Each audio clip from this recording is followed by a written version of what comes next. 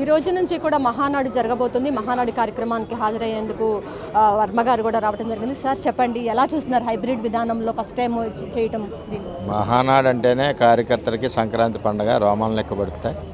ఈ హైబ్రిడ్ విధానంలో జనరల్గా జరిగే మహానాడు కంట 10 రెట్లు ప్రజల మధ్యకి మహానాడు కార్యక్రమం వెళ్తుంది. ఈ తీర్మానాలు కానీ ఇట్లన్నింటిలో కూడా ప్రజల భాగస్వామ్యం చేసుకునే విధంగా ఈ మహానాడు ఉంది హైబ్రిడ్ విధానంలో. అదేవిధంగా మహిళలకి పెద్దపీట వేస్తున్నారు. నారా లోకేష్ గారు వర్కింగ్ ప్రెసిడెంట్ అయిన సందర్భంలో జరిగే మహానాడు వలన యువత అంతా కూడా ఎంతో ఆశతో ఉంది. ఈ తీర్మానాల్లో కానీ యువత భవిష్యత్తు కూడా మరి నారా లోకేష్ గారు ముందుని నడిపిస్తారు. యువత కూడా ఎక్కువగా పార్టీ కార్యక్రమాల్లో పాల్గొంటూ మరి రాబోయే 2029కి ఈ మహానాడు ఒక పునాదని చెప్పి తెలియజేస్తారు. శ్రీశక్తి టీంతో ఈ కార్యక్రమాన్ని చేస్తున్నారు, ఎలా అనిపిస్తుంది? అంటే మహిళా రిజర్వేషన్ ఏదైతే ఉందో అది వచ్చే లోపలనే చంద్రబాబు నాయుడు గారు తెలుగుదేశం పార్టీలో ఆల్రెడీ ఇంప్లిమెంట్ చేశారు. ఇంకా మహిళలకు ఎక్కువ అవకాశం ఇవ్వాలనే ఉద్దేశంతో ముందుకెళ్తాం.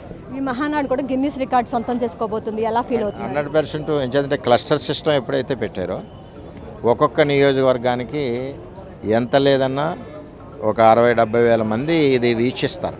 దాన్ని లెక్కలేసుకున్నప్పుడు ప్రజల మధ్యకి తెలుగుదేశం పార్టీ ఇంకా బలోపేతంగా వెళ్తుంది మహానాడుతో. అయితే మహానాడు గిన్నిస్ రికార్డ్ సొంతం చేసుకోవడం చాలా హ్యాపీగా ఉందని వర్మ గారు చెప్తూ ఉన్నారు. ఇది కూడా ఉన్న పరిస్థితి. కెమెరా పర్సన్ వెంకట్తో లక్ష్మి, రియల్ టీవీ తెలుగు, మంగళగిరి.